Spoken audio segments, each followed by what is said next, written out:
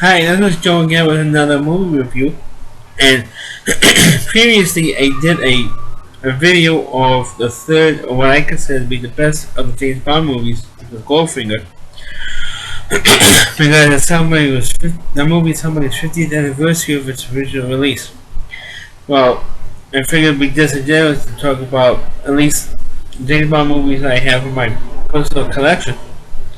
Which I only have the first four, so I'm already going to be talking about those four. And when we're talking about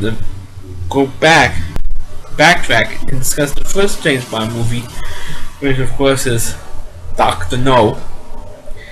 It's gonna be a funny accent there, but it's Doctor No came out in 1962, and this is the first James Bond film. And of course, Sean Connery, of course, was hired as James Bond, and originally, believe it or not, folks. Believe it or not, Roger Moore was originally selected to play originally play James Bond, but he wasn't available, and so they picked Sean Connery, he was acting, he was doing other things, but he, somehow got backtracked and they picked him to be the original James Bond. And he did do seven films, even though some people would say Never Say Never Again was never officially a James Bond film, because I think 20th Century Fox produced that, not MGM, but it still counts, to me it still counts as a James Bond film. Now of course this one, of course, is based on and Joseph, to run down the rest of the cast, Joseph Weissman plays the title character Dr. No. You had Anthony Lawson plays Professor Dent. You had who was an agent working with Dr. No. And Ursula Andress is really the first real Bond girl. But you did have another one played a character named Sylvia Trench, but I'm not too sure what the actress who played the Poe was. Sylvia Trench was the first Bond film, at least the one that you first saw in the films. Ursula Andress was later on. Almost 3/4 way through the film, you saw Ursula Andress. Of course, you also had Jack Lord, who of course is famous for originally playing the character of Steve McGarrett in the original Hawaii Five-O show. Was the first of many actors to play Felix Leiter, who would be working for the CIA. But Dr. No, those who don't know what it is in case those of you who never saw Dr. No. It's mostly a detective story, not a spy thriller. Now, in the series, you do have spy thriller, storylines. Like in the next movie, which is What You Will Love, that is more of a spy thriller than that one. But Dr. No is more of a detective story than a spy thriller. Well, the movie starts off with a British agent who is stationed in Jamaica, and he himself and his secretary end up being killed, which of course we'll find out in the story, not spoiling it. Eventually was killed by agents working for Dr. No. And so James Bond, the also gets sent down to Jamaica to investigate what happened, or when they know they were killed. The disappearance of the agent and his secretary. And so of course, practically, as soon as he gets sent down there, the rest of the movie is pretty much him investigating what happened to the agent and the secretary. So you're in it was actually filmed in Jamaica, and of course he was supposed to be down there, supposed to hook up with the CIA agent inside. And there was some inconvenience, you didn't know which side the agents was on or anything else. I'm talking about the Felix Leiter character.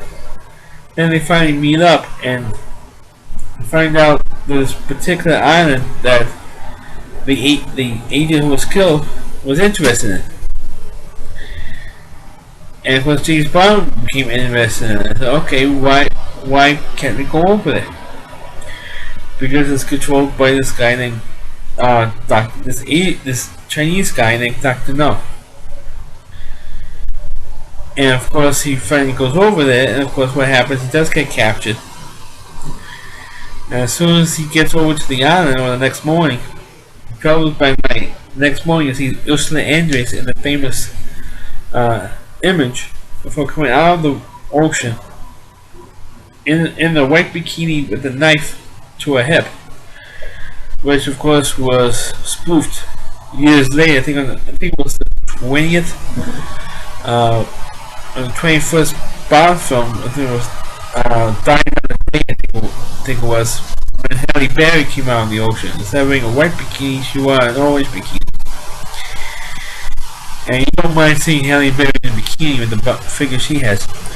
Anyway, you see Ursula Andress, and she was the first girl in the Bond films who wore a bikini, because that became a trend in the a lot of the Bond films where you do, at least in the early Bond movies, where you see a girl or a love interest in a bikini in the first early Bond films.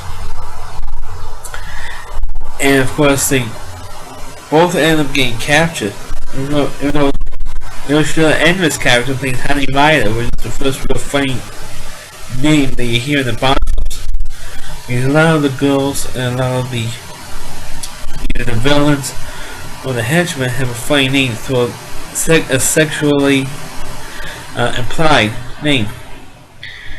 But not so much in Ursula Andress' case, because she has the name Honey Rider. And she has really nothing to do with the story all that much. I mean, she just accompanies Bond when they get captured, so both get captured together.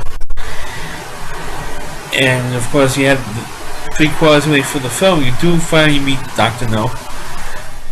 And they do have this crazy thing of what Dr. No was doing. You're really not sure what the hell he was doing, or what his plot was. What the plot, I know I'm giving it away, what the plot was that he was in Nassau, well not Nassau, in Jamaica, setting up a radio signal that messes up the missiles, or the satellites that the NASA was sending up into space, and somehow those missiles or satellites being interfered with as they were being launched. And so they sent the CIA down to Jamaica, and they figured out that maybe Dr. No was doing this, or coming from this particular area. And of course they figured out, James Bond finds out that it was Dr. No who was interfering with this. And you don't really know why he was doing it. And that was the one big full part that was in this movie. It wasn't really explained why he was interfering with these missiles. Or the missiles or the satellites that NASA was saying. It wasn't really explained. I don't know about, in the novel, but I know in the movie it wasn't really explained. It wasn't really explained very well.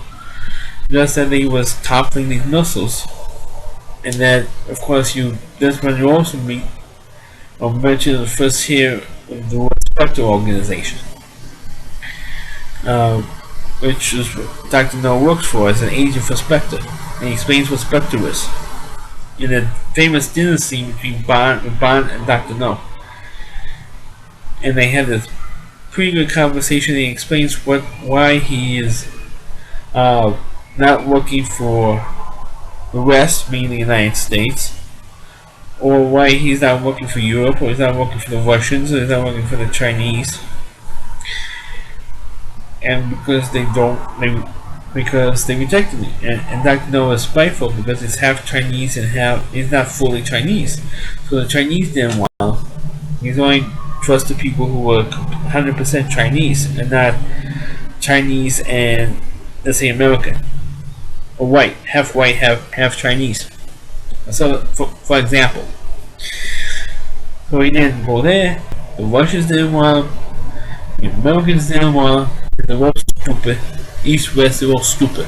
No matter where you go, the people there were all stupid. So they joined Spectre. Spectre, what's that?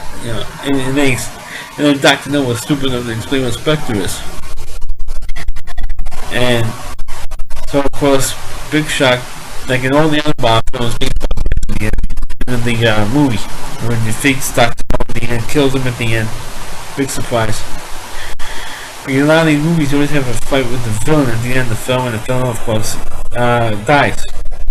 Just about every Bond film, the villain in the film dies.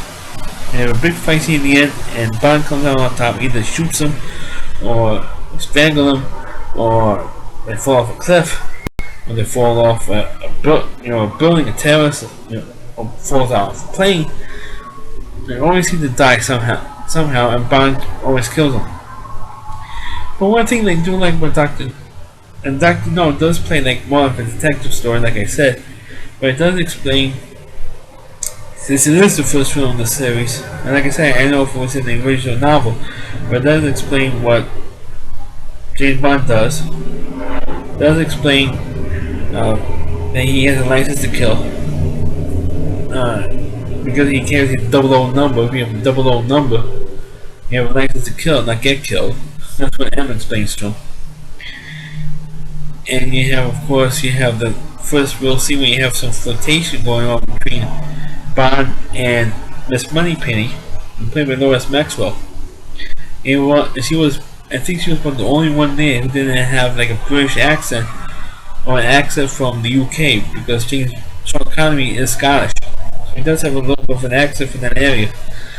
But Lois Maxwell doesn't, because she's Canadian originally. She was born Canadian. She had actually worked in the Canadian military actually before she went into acting and got the part of Miss Moneypenny in the Bond films. So that's why she doesn't have an accent, because she never developed a British accent. So you have that going on. But the thing I find interesting is that it is the first Bond film, and it is a pretty simple story to take for a Bond film. I guess maybe that's why this one was picked first. But originally I found out that Thunderball was originally supposed to be the first Bond film, because it plays more like a spy movie. And of course in the 60s, knowing Bond, because of the popularity of the Bond series or other spy films throughout the 60s, and they're always trying to play like a spy thriller type of story. But I think one of the criticisms that Bond Dr. No is not a spy story but a detective story, and the only real weapon or gadget that Bond had was his gun, because when he meets M, when you first see M for the first time, they switched his gun on and gave him his Walter PBK, which is known for in the series. That's why he won't catch the had. They didn't have any other gadgets. The gadgets, but they didn't really start to the second film, What You Will Love. Then you see with all the gadgets, of course, they one-upped it in Goldfinger with the gadgets percent. So that's my review of Dr.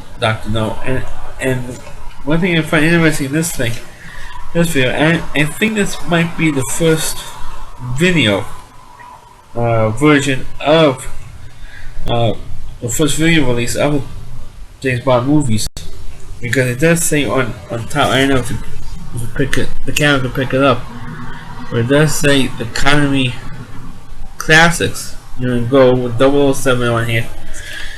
And of course the thing that's also interesting too is that this movie has the trailer for the next Bond film, which is What You Will Love.